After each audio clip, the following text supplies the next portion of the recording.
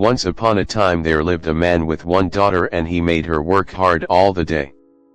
One morning when she had finished everything he had set her to do, he told her to go out into the woods and get some dry leaves and sticks to kindle a fire. The girl went out, and soon collected a large bundle, and then she plucked at a sprig of sweet-smelling rosemary for herself. But the harder she pulled, the firmer seemed the plant, and at last, determined not to be beaten, she gave one great tug, and the rosemary remained in her hands. Then she heard a voice close to her saying, "Well," and turning she saw before her a handsome young man, who asked why she had come to steal his firewood. The girl, who felt much confused, only managed to stammer out as an excuse that her father had sent her.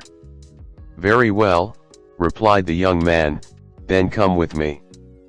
So he took her through the opening made by the torn-up root, and they traveled till they reached a beautiful palace, splendidly furnished, but only lighted from the top.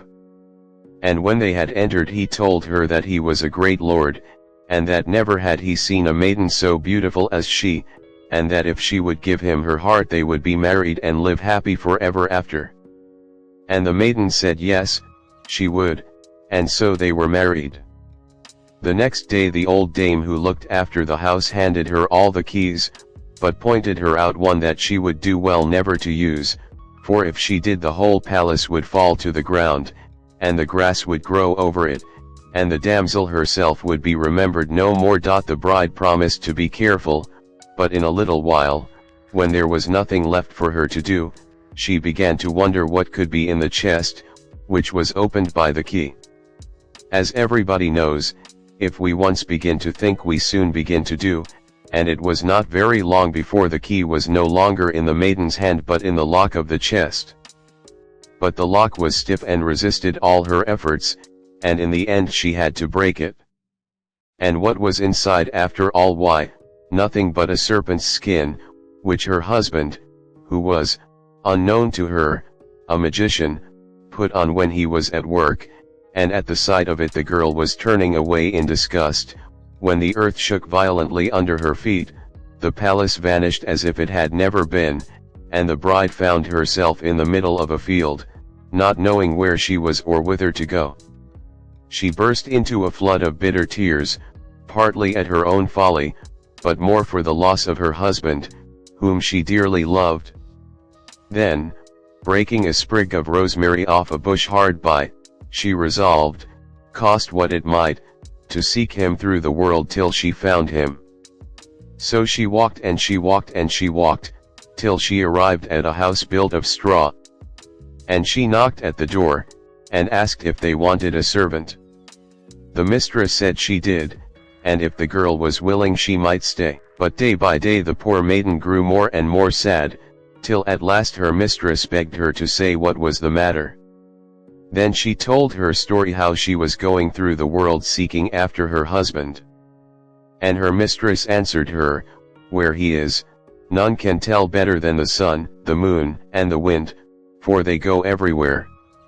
On hearing these words the damsel set forth once more, and walked till she reached the golden castle, where lived the sun.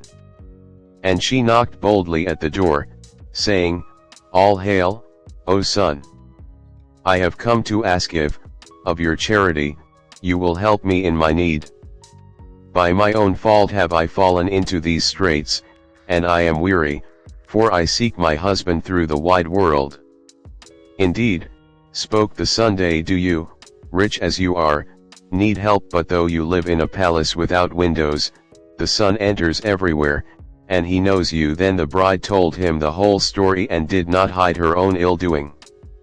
And the sun listened, and was sorry for her, and though he could not tell her where to go, he gave her a nut, and bid her open it in a time of great distress.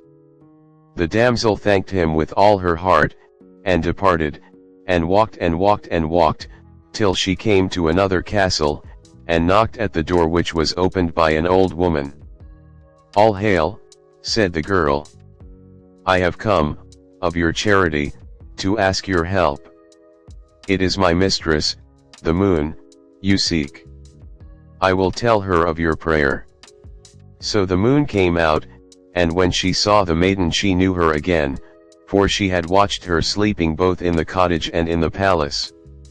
And she spake to her and said, Do you, rich as you are, need help?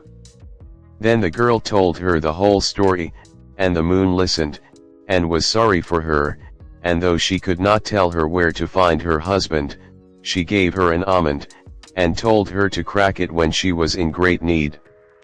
So the damsel thanked her, and departed, and walked and walked and walked till she came to another castle. And she knocked at the door, and said, All hail! I have come to ask if, of your charity, you will help me in my need. It is my lord, the wind, that you want, answered the old woman who opened it. I will tell him of your prayer. And the wind looked on her and knew her again, for he had seen her in the cottage and in the palace, and he spake to her and said, Do you, rich as you are, want help? And she told him the whole story. And the wind listened, and was sorry for her, and he gave her a walnut that she was to eat in time of need. But the girl did not go as the wind expected. She was tired and sad, and knew not where to turn, so she began to weep bitterly. The wind wept too for company, and said, Don't be frightened, I will go and see if I can find out something. And the wind departed with a great noise and fuss, and in the twinkling of an eye he was back again, beaming with delight. From what one person and another have let fall, he exclaimed,